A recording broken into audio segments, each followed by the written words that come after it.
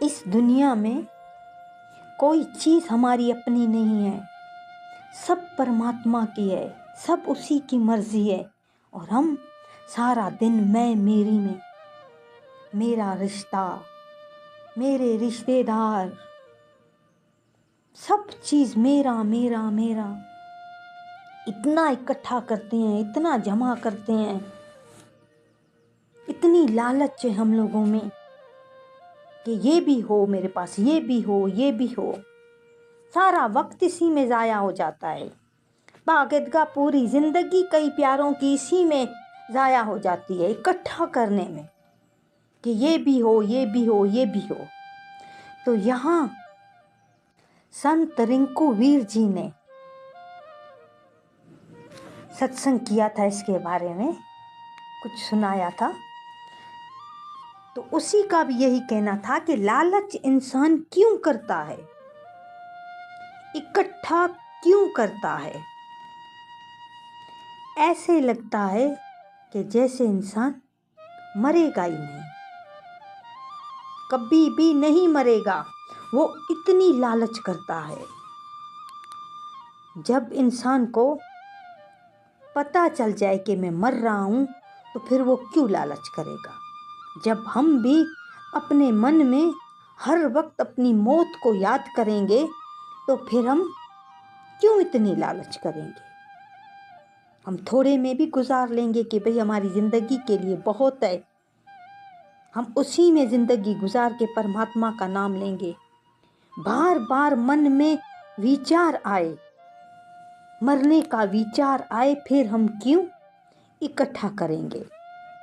जैसे आप समझो कि हम घूमने जा रहे हैं, कहीं भी जा रहे हैं, दुबई जा रहे हैं घूमने के लिए, क्या वहाँ पर हम सोफ़ा सेट लेके रखेंगे, ख़रीदेंगे वहाँ सोफ़ा सेट रहने के लिए कि हम सोफ़ा सेट ख़रीदें। होटल में रह रहे हैं, क्या हम फर्नीचर ख़रीदेंगे? नहीं ख़रीदेंगे। क्यों? क्योंकि 2 दिन की तो बात है, 2 दिन गुजर जाएंगे, बाद में घर ही जाना है। 2 दिन 8 दिन के लिए कोई बाहर जाता है घूमने के लिए, बाद में तो वापस घर में ही आना है। बस ये ज्ञान हो जाए कि बाद में घर ही जाना है, ये भी किराए का घर है, हम किराए के घर में रह रहे हैं।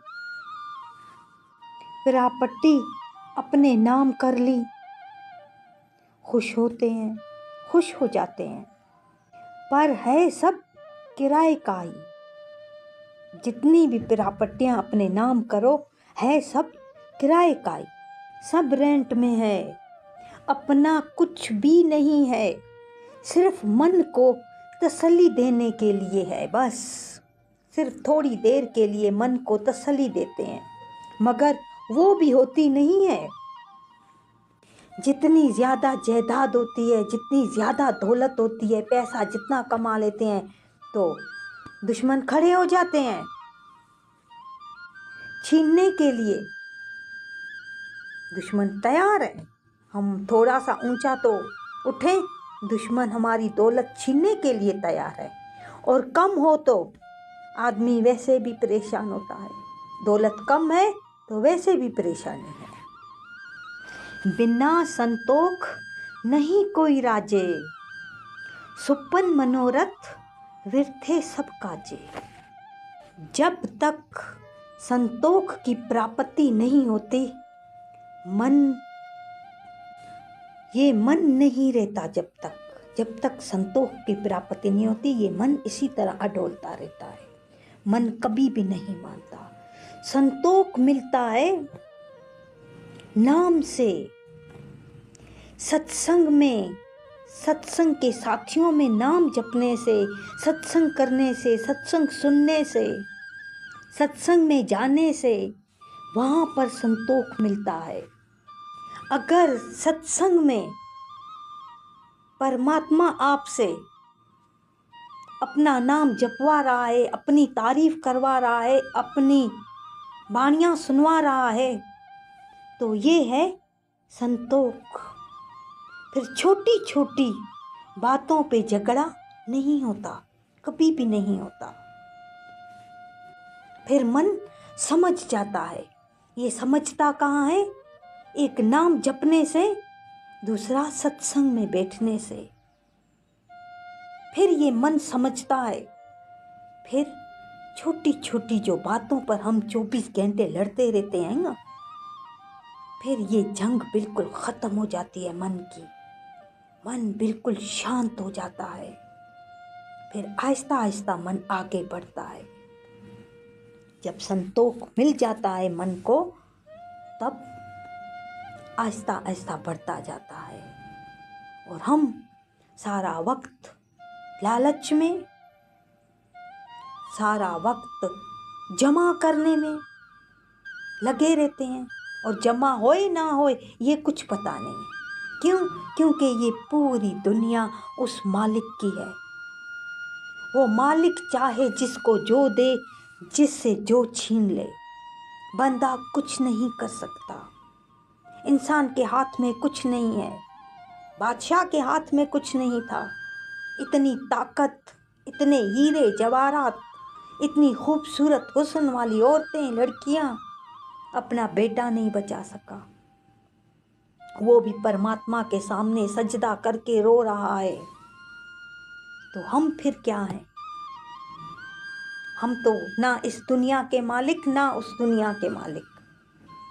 तो हम किस चीज़ के लिए इतना एक दूसरे के साथ लड़ते हैं, झगड़ते हैं, लालच करते हैं, पैसा कमाते हैं?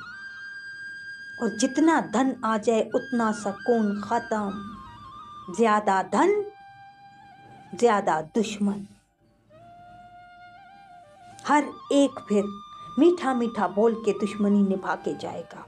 और कम धन, वो भी परेशानी। जो परमात्मा दे रहा है, ये दरबार परमात्मा की है। जो दे रहा है अपनी मर्जी से दे रहा है। आपके नसीब में जो होगा आपको मिलकर रहेगा। बस इतना करो कि सत्संग पे परमात्मा आपसे नाम जपवाए, सत्संग में बैठ के अपनी वाणी सुनवाए। ये परमात्मा की बहुत बड़ी रहमत है, बहुत बड़ी कृपा है। जो प्यारे सत्संग में जाते हैं, जो प्यारे सत्संग में बैठ के नाम जपते हैं, सबसे बड़ा धन उनके पास है। सबसे बड़ा धन यही है। यही जमा करो। दुनिया की पदार्थों को जमा कर करके क्या मिला? किसी को कुछ नहीं मिला। होता वही है जो परमात्मा की मर्जी। परमात्मा की मर्जी से चलो। उसकी मर्जी के बगैर बंदा ठीक भी नहीं होता। दवाई भी उसकी मर्जी के बगैर असर नहीं करती। जब वो चाहता है तब हमारी बीमारी ख़त्म होती है। जब वो चाहता है हमें रिश्तेदारों का ताल्लुकात देता है। जब ख़त्म करना होता है वो ख़त्म कर देता है। हर चीज़ परमात्मा की मर्ज़ी से होती है। अपनी मर्ज़ी यहाँ नहीं चल रही। और हम इस बेवकूफ़ी में हैं, हम इस नादानी में हैं कि सब चीज़ हम कर रहे हैं।